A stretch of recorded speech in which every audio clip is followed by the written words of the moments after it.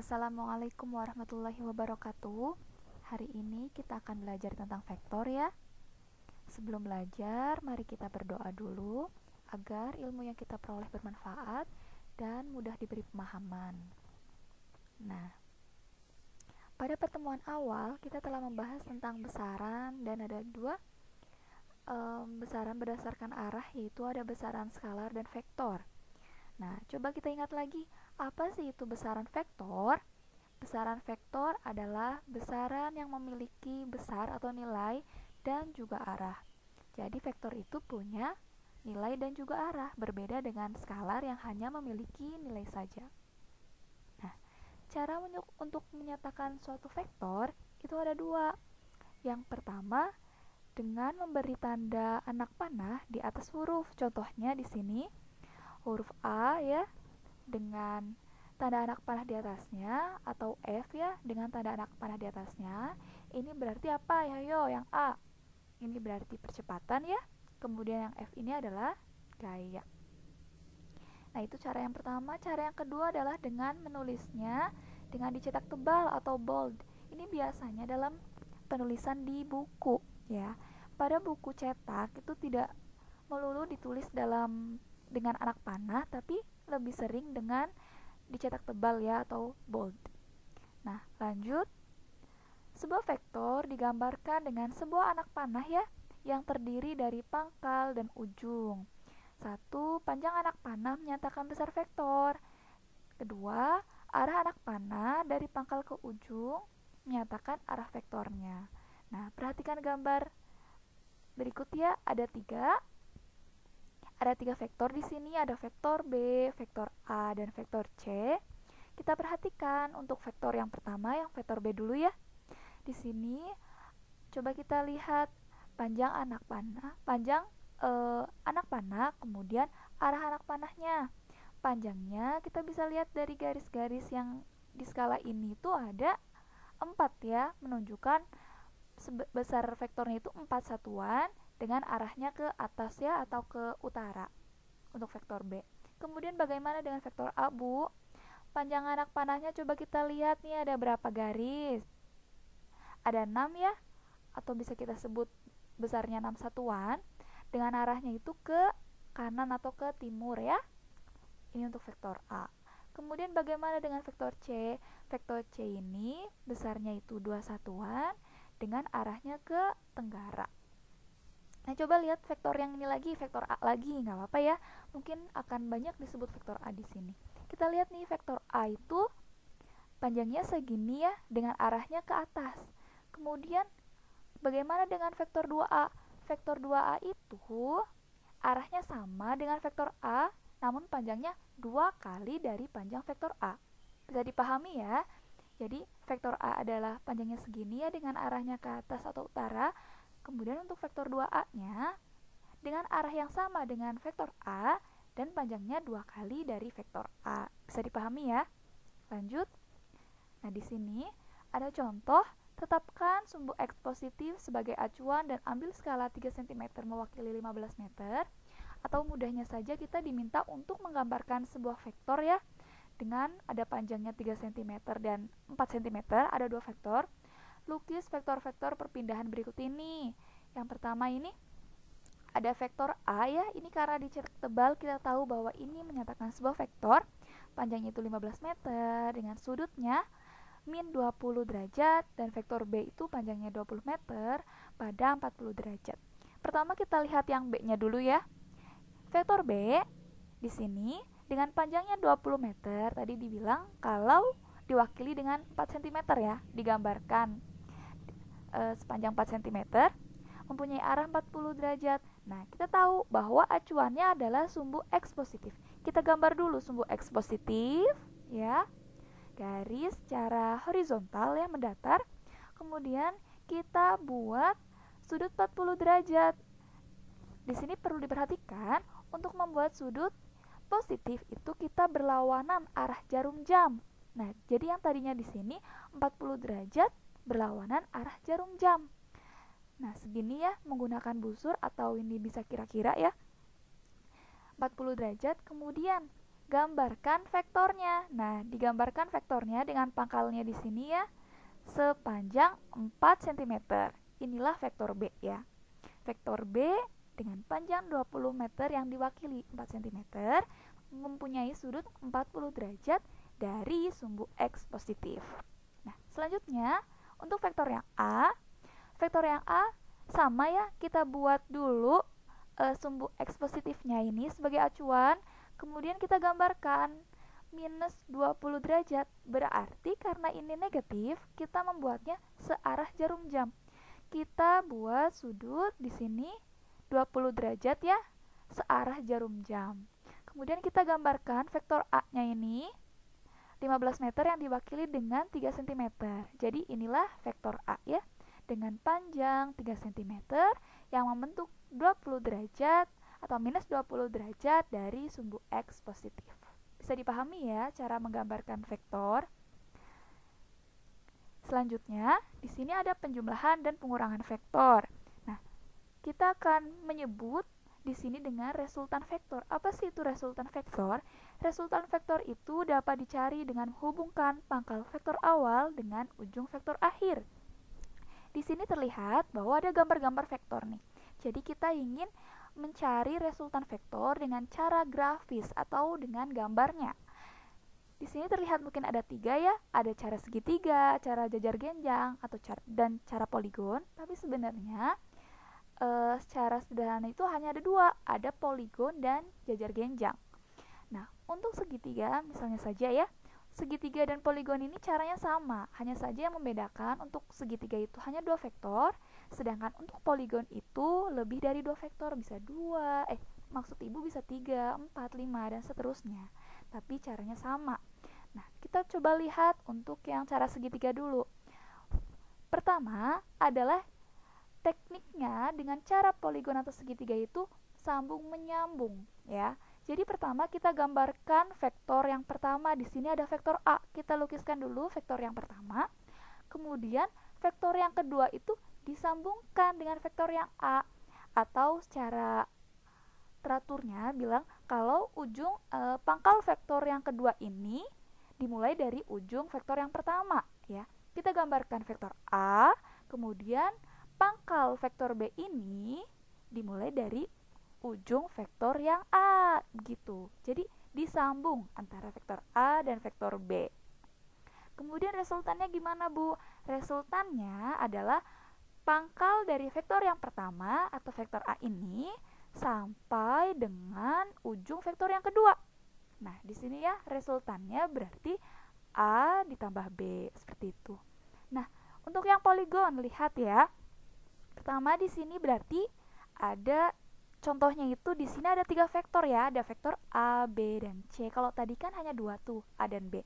Kalau yang sekarang ada 3, A, B, dan C. Kita gambarkan. Nah, di sini ada vektor A ya, sepanjang ini dengan arahnya ke diagonal ke atas ya. Kemudian ada vektor B dan ada vektor C. Ini disambungkan juga. Resultannya adalah ujung dari vektor yang pertama sampai ujung vektor yang terakhir. Itu juga poligon. Jadi untuk yang segitiga dan poligon itu prinsipnya mirip ya. Jadi dia disambung gitu. Resultan vektornya itu dari pangkal yang pertama sampai ujung yang terakhir. Nah, kemudian yang kedua ada cara jajar genjang.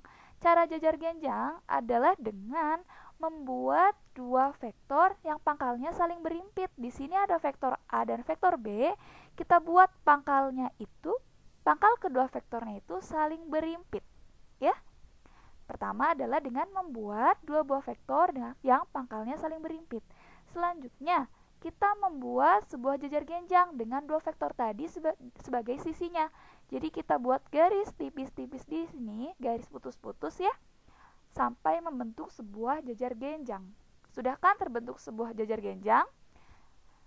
Selanjutnya, vektor resultannya adalah dari pangkal kedua vektor sampai ujung.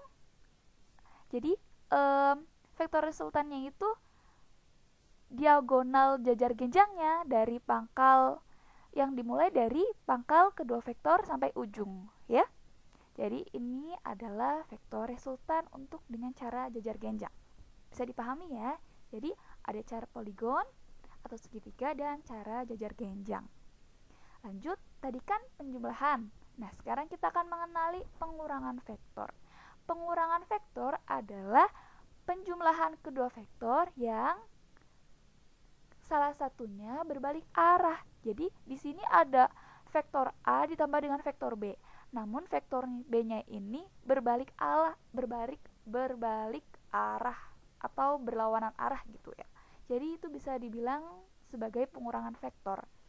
Nih, di sini ada 3 vektor ya, ada vektor A, vektor B, dan vektor C sebagaimana yang ditunjukkan gambar.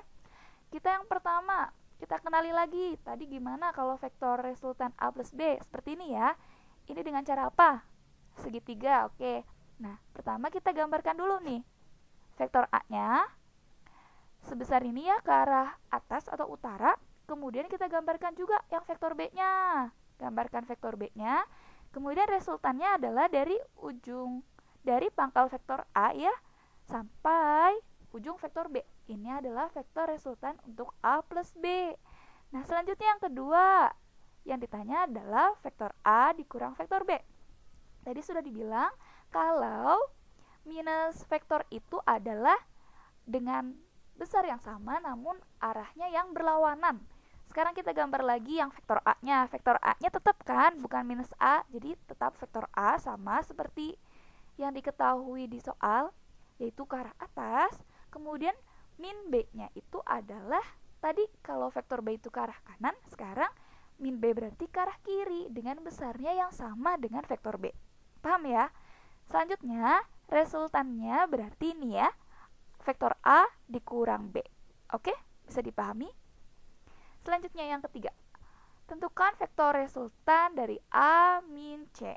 Kita gambar lagi vektor yang A-nya itu ke arah atas, karena tadi C-nya itu ke arah diagonal kiri atas ya.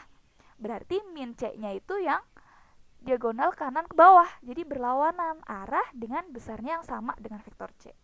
Dan inilah dari pangkal vektor A hingga ujung vektor min C, ini adalah resultannya untuk A min C. Bisa dipahami ya? Nah, ini untuk gambar-gambar yang lainnya, untuk perpaduan antara ketiga vektor ya, yang kelima ini. Nah, selanjutnya Ibu akan masuk tentang operasi vektor yang membentuk sudut. Di sini kita yang pertama akan mencari resultan dua vektor dengan cara analitis ya. Kalau tadi kan sudah dengan grafis, dengan gambar. Sekarang kita coba dengan analitisnya.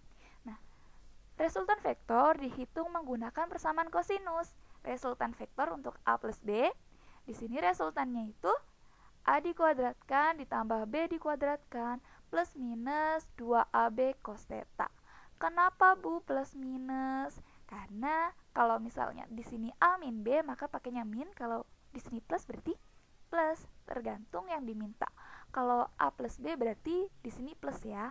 A kuadrat ditambah B kuadrat ditambah 2AB cos theta. Bisa dipahami?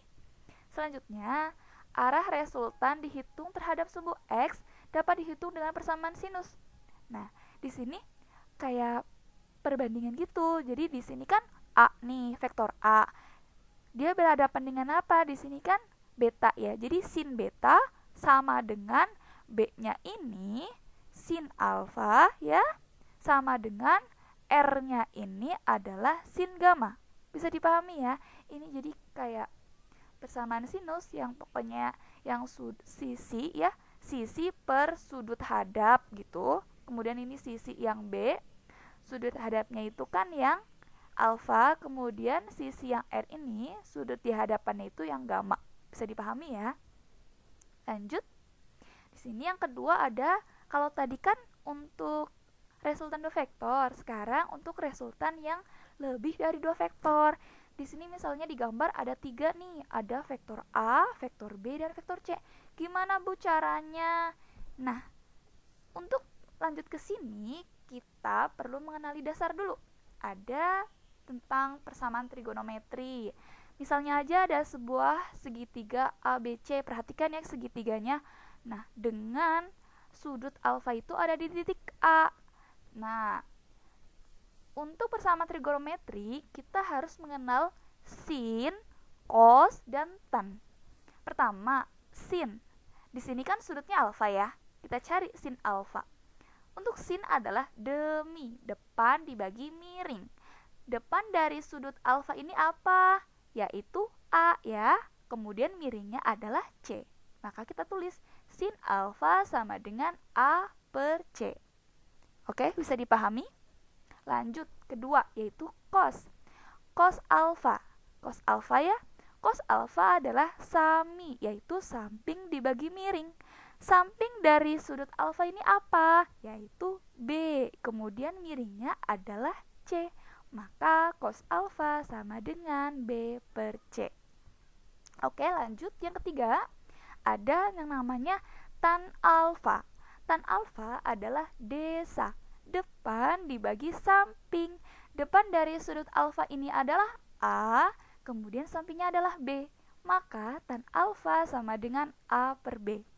Sampai sini bisa dipahami ya tentang sin alfa, cos alfa, dan tan alfa. Selanjutnya kita lihat lagi yang sin alfanya, oke? Di sini sin alfa sama dengan A per C. Kalau ibu tanya, A itu apa ya? Berarti boleh kan kalau A itu sama dengan sin alfa dikali C, yaitu ini ya, dikalikan ke sini aja, pindah ruas ke atas, oke? A sama dengan sin alfa dikali C. Kemudian yang kedua, ada cos alfa sama dengan B per C. Kalau ibu tanya B itu apa, berarti B adalah cos alfa dikali C. Bisa dipahami ya? Lanjut, kita sudah mengetahui dasar dari persamaan trigonometri. Kita akan selesaikan operasi vektor yang untuk lebih dari resultan lebih dari 2 vektor ini. Nah, tadi kan kita udah mengetahui dasar trigonometri. Sekarang caranya adalah dengan mencari komponen X dan Y dari vektornya. Kita lihat satu-satu dari vektor A, vektor B, dan vektor C. Kita lihat vektor A-nya dulu ya. Nah, untuk vektor A-nya ini ada sudut θ 1. Kita cari untuk sin θ 1 dan cos θ 1. Oke, kita mulai. Sekarang ya, siap-siap.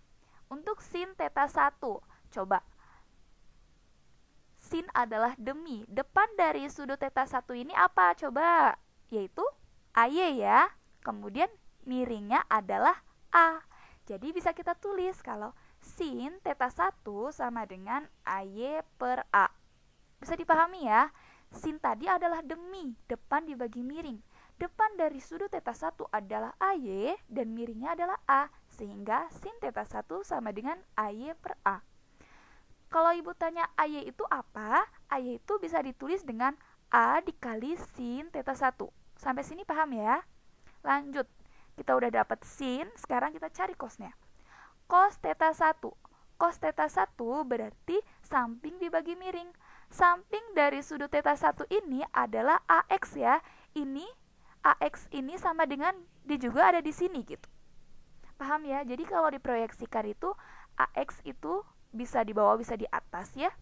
Serah kita, bisa kita tulis. Jadi samping dari sudut θ 1 adalah AX ya. Kemudian miringnya adalah A. Sehingga cos θ 1 sama dengan AX per A. Atau AX sama dengan A dikali cos θ 1. Lanjut, kita lihat untuk yang vektor yang B. Vektor yang B di sini ada sudut θ 2. Kita cari sin dan cosnya juga ya. Sekarang sin θ 2 sama dengan, di sini depan dari sudut θ 2 adalah BY ya. Kemudian miringnya adalah B. Sehingga sin θ 2 sama dengan BY per B. Atau BY sama dengan B sin θ 2. Kemudian cos. Cos θ 2. Samping dari sudut θ 2 adalah BX.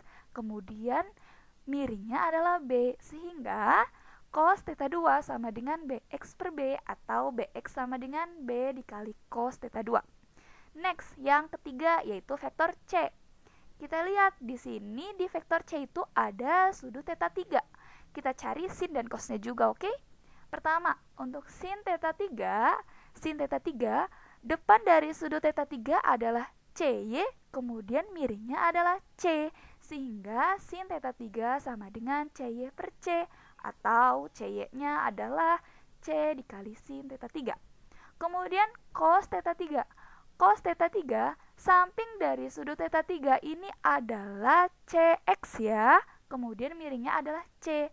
Sehingga cos theta 3 sama dengan CX per C. Atau CX sama dengan C dikali cos theta 3. Sampai sini bisa dipahami? Next. Nah, jadi kita udah dapat nih tadi komponen untuk yang X dan Y-nya ya. Ini yang Ibu beri warna biru untuk komponen yang Y, kemudian yang warna merah untuk yang X-nya. Oke. Lanjut, di sini perlu diketahui kalau pada sebuah diagram kartesius seperti ini, yang di kanan sumbu X ini positif, yang di kiri sumbu X adalah negatif. Kemudian untuk sumbu Y, yang di atasnya ini adalah positif, kemudian yang di bawahnya ini adalah negatif. Paham ya? Nah, kita udah dapat kuncinya. Lanjut, kita cari sigma dari fx. Maksudnya apa sih, Bu? Adalah resultan vektor untuk yang ke sumbu X. Nanti juga kita akan cari untuk resultan vektor yang di sumbu Y. Kita pertama cari yang X-nya dulu ya. Tadi berarti resultan vektor di sumbu X itu kita jumlahkan ketika ketiga vektor ini diproyeksikan pada sumbu X, yaitu ada AX ditambah BX ditambah CX. Kenapa ini min, Bu? Coba dilihat lagi. BX itu ada di kiri sumbu X ya, ada di sebelah kiri, sehingga dia min BX. Atau bisa ditulis di sini, tadi kan AX-nya kita udah dapet nih di sini. Ada A cos theta 1, kemudian BX-nya B cos theta 2, dan CX-nya C cos theta 3. Masukkan saja. Di sini AX-nya adalah A cos theta 1 dikurang B cos theta 2 ditambah C cos theta 3. Kemudian selanjutnya setelah kita dapat sigma fx, kita cari sigma fy-nya. Sama ya ketika ketiga vektor ini diproyeksikan terhadap sumbu Y. Ada AY, ada BY, kemudian ada juga CY. Kita tambah semua ya. Ada AY ditambah BY ditambah CY. Nah, perlu dilihat bahwa BY-nya itu ada di bawah sumbu X. Begitu juga dengan CY, sehingga keduanya ini negatif, yaitu AY dikurang BY dikurang CY. Kita masukkan tadi nilai AY, BY, dan CY sudah kita dapatkan, ya ini ada warna biru ya. AY itu A sin theta 1, BY B sin theta 2, dan CY C sin theta 3. Kita masukkan saja di sini sigma F ya sama dengan A sin theta 1 dikurang B sin theta 2 dikurang C sin theta 3. Nah, sudah dapat. Selanjutnya kita cari resultan vektornya yang yaitu dengan mengakarkan kuadrat dari kedua vektor resultan tadi. Jadi kan kita udah dapat nih sigma fx sama sigma fy-nya. Kita kuadratkan, kemudian kita akarkan. Jadi resultan vektor adalah sigma fx kuadrat ditambah sigma fy kuadrat diakarkan. Paham ya? Kemudian arahnya gimana, Bu? Nah, arahnya itu dengan rumus tan theta. Nah, tadi kan kita sudah tahu kalau tan itu adalah depan dibagi samping, yaitu di sini ya, depan dibagi samping. Atau biasanya kalau kita sebut di simbol-simbol yang lain, kalau depan itu Y, samping itu X, miring itu R ya. Di sini makanya tan theta sama dengan sigma Fy dibagi sigma Fx, karena tan theta itu adalah depan dibagi samping desa. Oke, sampai sini paham? Kita lanjut ke sini. Tadi ya sudah disebutin di awal kalau di sini kan ada diagram kartesius. Kita bagi jadi 4 kuadran. Ada kuadran 1, kuadran 2, kuadran 3, dan kuadran keempat. Pada kuadran 1, fx sama fy-nya itu positif semua. Pada kuadran kedua, karena dia ada di kiri sumbu x, maka fx-nya itu negatif, tapi fy-nya tetap positif. Pada kuadran ketiga, baik fx maupun fy-nya itu negatif. Pada kuadran keempat, fx-nya itu karena di kanan sumbu x positif, tapi fy-nya itu karena di bawah sumbu x berarti negatif. Paham ya? Bisalah ini kalian. Lanjut, ada operasi vektor yang membentuk sudut di sini tentang perkalian vektor. Jadi perkalian vektor itu ada dua, ada yang disebut dengan dot product dan ada cross product. Kalau dot product adalah perkalian skalar antara dua vektor. Kalau cross product itu perkalian vektor antara dua vektor. Jadi intinya gini, kalau dot product itu ketika dua vektor dikalikan dot ya. Jadi ada A dot B sama dengan A dikali B dikali cos theta. Sedangkan kalau cross product, A cross B sama dengan A dikali B dikali sin theta. Oke, kalau dot product itu cos, kalau cross product itu sin. Lanjut kita ke contoh soalnya. Ini contoh soal untuk resultan dua vektor dulu ya. Jadi ada vektor A dan vektor B nih, yang pangkalnya saling berimpit. Nah, masing-masing vektor ini besarnya yang A ini 3 Newton, yang B ini ada 4 Newton. Jika sudut apit antara kedua vektornya 60 derajat, tentukan vektor resultan A plus B dan arahnya. Nah, pertama kita gambarin dulu sih sebenarnya, yaitu dengan gambar vektor A dulu ya. Kemudian bikin sudut 60 derajat, kan tadi yang sudut apitnya 60 tuh. Kemudian gambar tuh yang vektor B-nya, bikin garis putus-putus membentuk jajar genjang dengan kedua vektor tadi sebagai sisinya. Resultannya adalah dari pangkal kedua vektor sampai ujung, yaitu diagonal jajar genjangnya, oke? Kita masuk ke jawabannya. Tadi kan udah tahu tuh sudut apit antara vektor A dan B-nya itu 60 derajat. Vektor resultannya itu pakai rumus yang tadi loh. Yang dua resultan dua vektor, yang ini ya. Yang ini. Kita masukin aja resultannya itu kan A kuadrat ditambah B kuadrat ditambah 2AB cos sudut dari AOB. AOB berarti di sini ya, atau diwakili dengan theta. Nah, kita tahu tadi besarnya vektor A itu 3 Newton, 3 dikuadratkan ditambah vektor B itu tadi 4 Newton, 4 kuadrat ditambah 2 dikali 3 dikali 4, sudutnya itu diketahui di soal 60 ya, cos 60 derajat. Kita hitung secara matematis, dapatkan 9 ditambah 16 ditambah 2 dikali 3 dikali 4, cos 60 itu adalah setengah. Sehingga setelah dihitung didapatkan akar 37 Newton. Kita udah dapat besarnya nih, sebesar akar 37 Newton. Sekarang kita cari arahnya dengan persamaan sinus, oke? Dengan persamaan sinus ya ini, kita lihat di sini ada sisi dari AC. AC berarti hadapnya di sini sudutnya yang mana? Yang alfa ya, berarti AC per sin alfa sama dengan pakai yang OC nih. OC sudut yang dihadapnya apa? Di sini ya, berarti sin dari OAC. Berarti bisa kita tulis nih, AC per sin alfa sama dengan OC per sin sudut OAC. Nah, sudut OAC ini sebesar, di sini kan keseluruhan ini 180 derajat. Nah, dikurang tetanya. Tetanya adalah 60. Kita tulis sudut OAC sama dengan 180 dikurang 60 yaitu 120. Nah, kita lihat kalau panjang AC adalah sama dengan vektor B ya, kita tulis B per sin alfa, kemudian OC sama dengan vektor resultan, yaitu R per sin 120. Masukin tadi vektor B-nya itu 4 Newton ya, 4 per sin alfa. Kemudian tadi udah dapat vektor resultannya, akar 37 per sin dari 120 adalah setengah akar 3. Kita kalikan silang ya, ini jadinya akar 37 sin alfa sama dengan 4 dikali setengah akar 3. Sehingga sin alfa sama dengan 4 dikali setengah akar 3 dibagi akar 37 dihasilkan 0,569. Atau nilai dari sudut alfanya sendiri adalah arcus sin dari 0,569 yaitu sebesar 34,7 derajat. Jadi, vektor resultan untuk R sama dengan A ditambah B itu besarnya sebesar akar 37 Newton dengan arahnya membentuk sudut 34,7 derajat terhadap vektor acuan A. Bisa dipahami ya? Nah, kemudian ini ada contoh soal yang kedua, nanti bisa diperhatikan lagi di PPT-nya. Nah, ada nih untuk saatnya berlatih untuk kalian ada 2 soal tapi beranak ya. Jadi kalau dihitung-hitung ini mungkin ada sekitar 7 ya, ada 7 soal. Yang pertama itu seperti yang awal tadi, ini evaluasi untuk yang awal tadi ya, untuk menggambarkan sebuah vektor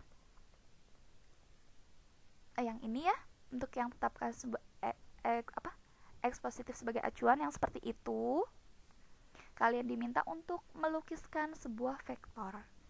Jadi nggak melulu melukis pemandangan, vektor juga dilukis. Jadi tetapkan sebuah X positif sebagai acuan dan ambil skala 1 cm mewakili 1 km. Di sini kalian diminta untuk melukis vektor A, vektor B, vektor C, kemudian yang di sini vektor resultan ya, A plus B dan A min C. Yang kedua ini kalian diminta untuk mencari komponen X dan Y dari vektor. Ada vektor P dan vektor Q. Berarti kalian akan diminta mencari Px dan Py-nya, dan yang ke B itu Qx dan Qy. Ya, bisa dipahami? Mungkin cukup sekian penjelasan dari Ibu. Jika nanti ada yang kurang jelas bisa ditanyakan. Terima kasih. Semangat belajar. Wassalamualaikum warahmatullahi wabarakatuh.